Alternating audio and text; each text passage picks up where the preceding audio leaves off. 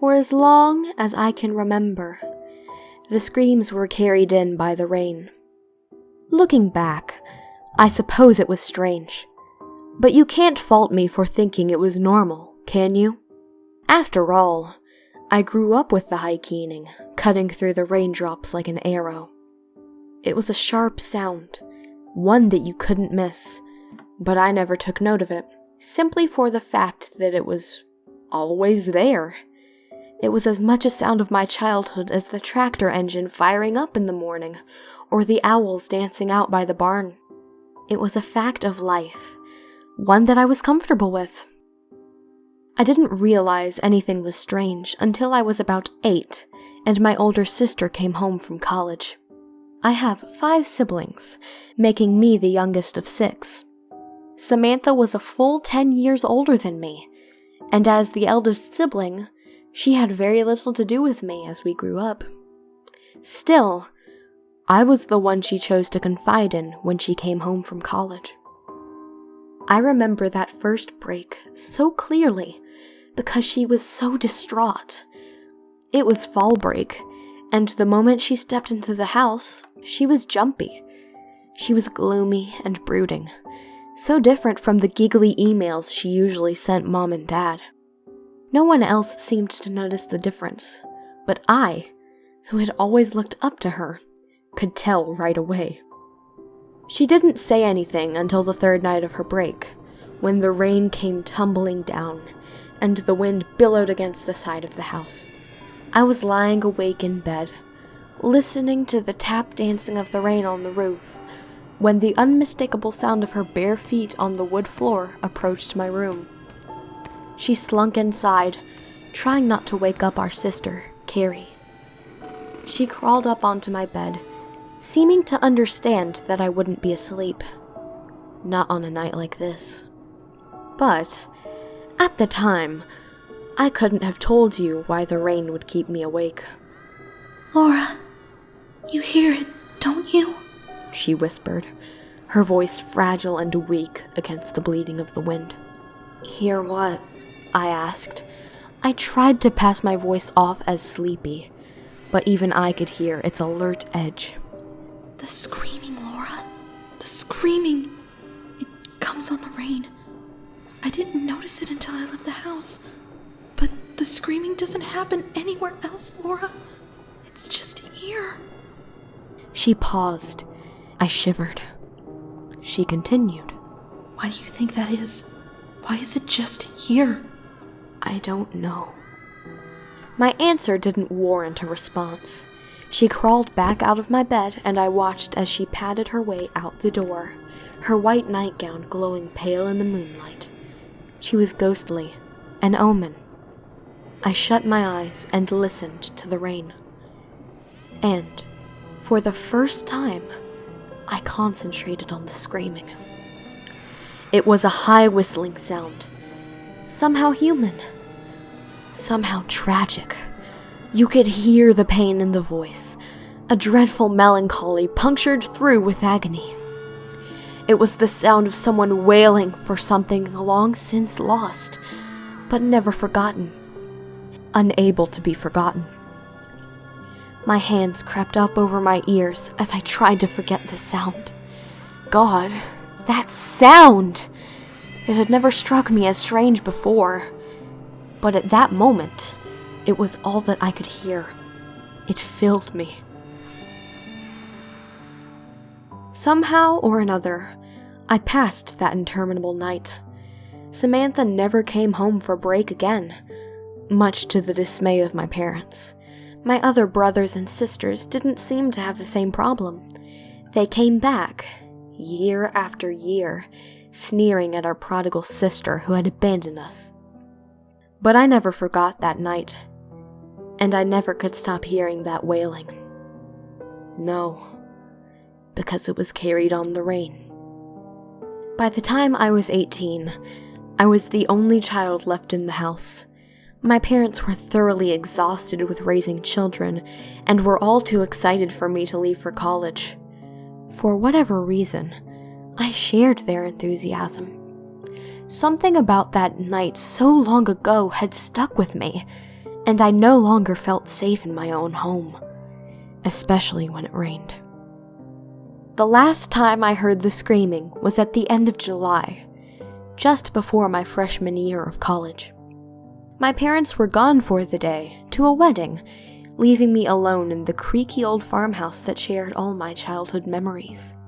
It was a melancholy feeling, knowing I'd be leaving it soon, made all the worse by the gathering storm clouds shielding the sun. As the rain began to pour, I found my nerves shaking. When the screaming came this time, I clutched my hands to my knees and tried to ignore it. I turned on the TV, blasting the volume until the box itself vibrated. I hummed to myself, talked to myself, willed myself to think of anything other than that damn noise. It would have worked, too. I'm convinced of it. But this day was different. You see, the screaming was always distinctive, but somehow far away, as though it had been carried on the wind, sheltered by the raindrops. But this time, it pierced me. This time, the scream was right next to my ear. It was the sound I imagined a banshee would make if they existed. At that moment, I wasn't sure. All I knew was that the screaming had become too terribly real. I bolted to my feet, my heart racing hard in my chest. Because I knew the scream was calling for me. Before I'd made any sort of conscious decision, I'd started heading for the door, pulling on an old pair of sneakers and my Letterman's jacket. This is it. I'm going to find out what's going on once and for all. Whatever was out there, it wanted me to come find it. I grabbed a knife before I hedged out the door, just in case. Looking back, I know I couldn't have used it. I don't know what I was thinking. Maybe the problem was that I wasn't thinking at all. I was following an instinct I didn't know I had. I followed the screaming outside. Once again, the screams were different than they had been in the past. They were so much more defined, so much more pointed. They were there for me, and I could hear where they were coming from. The sound was emanating from inside the grove behind our house. I found myself running through the grass, water slopping into my sneakers, my hair already drenched in the downpour. I was caught in the rain with those screams, and I was coming for them. Or they were coming for me. Or maybe both. I still wasn't sure. I wandered through the grove for what felt like hours. It's not a big place, but I still felt lost. I kept coming over tracts of land that I was sure I'd never seen before. Still, I followed the screaming. It tugged at my muscles, pulling me in the right direction. Eventually, it led me to a small creek that ran behind our house. It was a creek I knew very well, one that was much loved in my childhood. I would wade in the waters with Carrie, our feet slipping on the cold rocks, minnows darting between our legs. It was deep and had a strong current.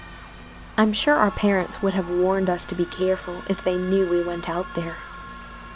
Actually, none of us kids were supposed to play in the grove at all, what's with hunting being so popular in the area. But we didn't listen. Kids never do. That day, the creek was a pockmarked mess of rain. It churned and heaved in a fury, rushing past my feet like it wanted to catch hell. And the screaming was coming from inside it. I inched my way closer to the creek. The wind whipped around me, sending my straggly hair sprawling across my face. I felt unsteady on my feet, so I dropped to my knees without a further thought. Never mind the mud. I crawled forward and peered over the edge of the embankment. At first, I had the craziest idea. that they were fish. It's just that there seemed to be so many layers to the water, shining in a strange way, almost like silver. As I squinted my eyes and peered closer, I realized that these weren't small, scaly bodies. No, they were larger. They were connected. And suddenly, I could see. They were people. They rushed by in the current, their mouths twisted and contorted in various shades of agony. Their weeping and wailing crashed through the air as they flew like mad down the creek. I watched their spindly hands reaching through the icy water, searching for anything, anyone. There was one soul that had found its mark. Her hands were twisted on a tree root that had crept into the water. It was her scream that was the loudest, her searching eyes that called to me. Like the other souls, she had lost her color, fading into translucence in the water. But I could still see her looking towards me, screaming for me. Still gripping the root with her left hand, she reached out to me with her right, her hand drifting towards the surface of the water. She couldn't break it, and I found myself reaching down to pull her to safety. It was then that my knee slipped. I started sliding down the embankment, heading straight for the strong current beneath me. My screams joined theirs, and I waited for the shock of the icy water. It would have hit me, too, had I not been holding the knife. Out of instinct, I plunged it deep into the ground. Out of luck, it held my weight, and I began to scramble back up the embankment. I finally reached safety, the taste of mud heavy in my mouth, my hands clammy and freezing. I turned around one last time to look into the water. The girl was gone, floated away, and she had taken her screams with her. I turned away and bolted for the house. When my parents came home, I demanded answers. I wasn't coherent at first. I was shouting about the rain, the screaming, the wind, the creek. My parents stopped me then. It was the word creek that they heard. They exchanged nervous glances, but wouldn't say anything else. So I screamed about the girl. I screamed about the girl in the creek until they told me. They never meant for me to find out, they said.